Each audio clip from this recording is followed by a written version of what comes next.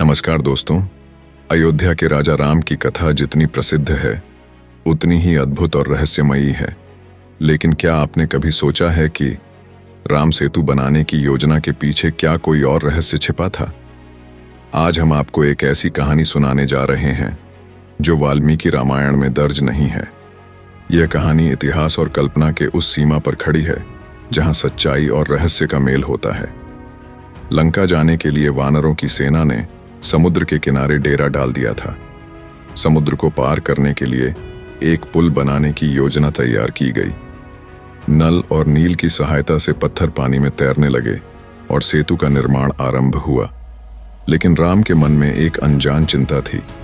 समुद्र इतना विशाल था कि पुल बनाना आसान नहीं था। क्या इतने बड़े काम में कोई बाधा आएगी? तभी एक रात्रि राम को एक स्वप्न आया। स्वप्न में उन्होंने एक अद्भुत दृश्य देखा। एक विशाल राक्षसी समुद्र की गहराइयों में छिपी हुई राम सेतु के निर्माण को रोकने की योजना बना रही थी। वह समुद्र की लहरों को नियंत्रित कर सकती थी और किसी भी क्षण सेतु को नष्ट कर सकती थी। राम इस रहस्यमय स्वप्न से जागे और उन्होंने इसे गंभीरता से लिया। अगले दिन राम ने हनुमान और जामवंत को बुलाया। उन्होंने उन्हें समुद्र की गहराइयों में जाकर इस राक्षसी का पता लगाने का आदेश दिया। हनुमान तुरंत अपनी शक्ति से समुद्र की गहराई में प्रवेश कर गए।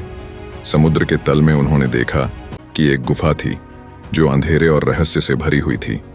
जैसे ही वे गुफा के पास पहुंचे, वहां का तापमान अचानक बढ़ने लगा। गुफा के अंदर एक विशालकाय राक्षसी थी जिसका नाम सिंधुराक्षी था।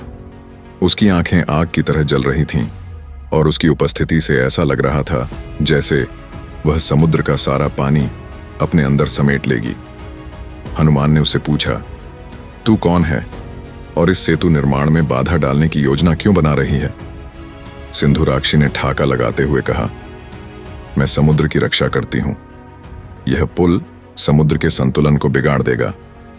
राम सेतु का निर्माण समुद्र के देवता की शक्ति को चुनौती है। मैं इसे पूरा नहीं होने दूंगी। हनुमान ने उसकी चुनौती को स्वीकार किया और एक भीषण युद्ध छिड़ गया। समुद्र के तल पर राक्षसी ने अपनी शक्तियों से भयंकर लहरें पैदा की, लेकिन हनुमान ने अपनी गति और बल से उसका डटकर सामना किया। अंत में जब सिंधुराक्षी पराजित होने लगी तो उसने अपनी अंतिम चाल चली। उसने कहा, हनुमान, यदि तुम मुझे मारोगे तो यह समुद्र विद्रोह कर देगा और तुम्हारा सेतु कभी पूरा नहीं होगा। हनुमान वापस लौटे और राम को सारी घटना बताई। राम ने गहन चिंतन किया और समझ गए कि यह समस्या केवल युद्ध से हल नहीं होगी। उन्होंने समुद्र के देवता से प्रार्थना की। राम की तपस्या से प्रसन्न होकर समुद्र देव प्रकट हुए। उन्होंने बताया कि सिंधुराक्षी उनके द्वारा बनाई गई एक रक्षक है। यदि राम सेतु को पूरा करना है तो सिंधुराक्षी को शांति से मनाना होगा।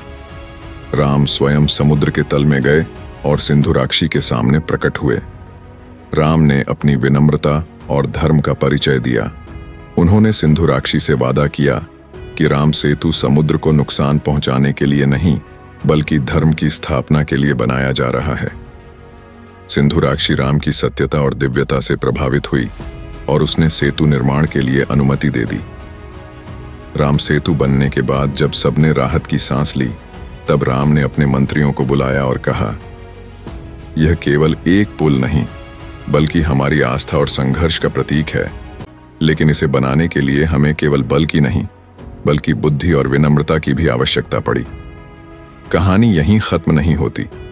कहते हैं, राम सेतु के पत्थरों में आज भी सिंधुराक्षी की छवि दिखाई देती है।